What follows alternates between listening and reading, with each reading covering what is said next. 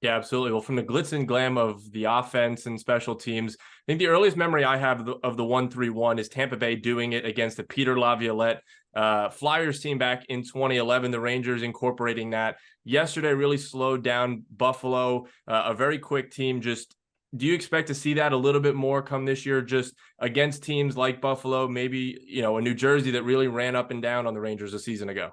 Absolutely. They've been working on it quite a bit, almost every day in training camp and in the preseason. It was on full display Thursday night against Buffalo. And you're right, that is a fast team, and that does slow fast teams down. And the interesting thing was, after the game, someone asked Laviolette about the 1-3-1, and of course it was a great game and everybody played well and all that. And Laviolette said something like, kind of laughed. He says, of all the things, that's the one thing I want to go back and look at, because, and he said, expanded today a little bit more and said, the guys need to be in better position. It's still not automatic for them to do some of these things. And they just have to position, it might mean being, 1 or 2 feet, to the left or the right, of where they are. So, there's 81 games left. I'm pretty sure that they're going to have a handle on it before too long. Well, another thing that they really got into yesterday that they didn't last year was the forecheck. And one guy in specific, Will Cooley, it's kind of how he made this team, was relentless in the forecheck, forcing turnovers. Just what he brings to this team, and for him to stay on this team this year, you're going to need to do more of what he did yesterday. Yeah, absolutely. But that's, people in the training camp, the 2 rookies stood out, right? I mean, Cooley and Brennan Othmann both stood out. I mean, I think Othmann showed that he can certainly play with these guys and he can play at this level. But everybody kind of expected that, okay, well, if they're not going to get big minutes up here, then they're better off going to Hartford to get the big minutes down there. And, I always felt like if one of the 2 of them were going to stay, it was always going to be Cooley that had the better chance to do it, because A, he's a year older and he had, played professional hockey last year. He played in the American League.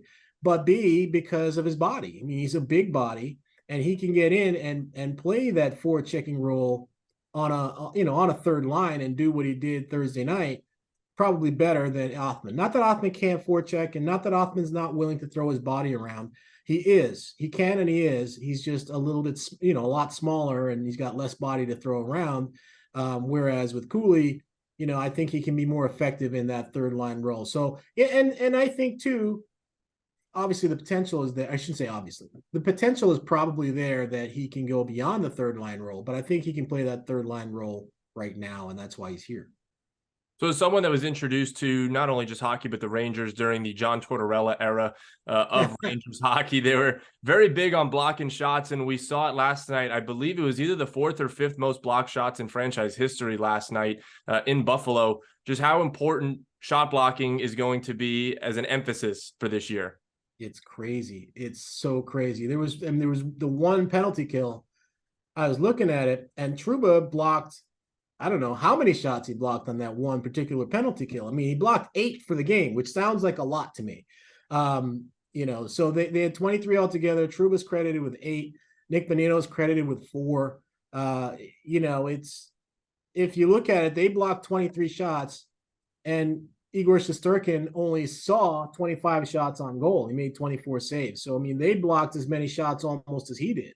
And it's just, it is a thing that the guys take pride in. I know Trouba takes great pride in it, and they work on it. And that's part of, Laviolette's penalty killing system, from what I can gather. Not that he's going to draw it up on a blackboard for me, but, I think they're getting into shooting lanes and they're sacrificing their bodies. And, obviously it worked in game 1. And as Laviolette himself said, it's only one game.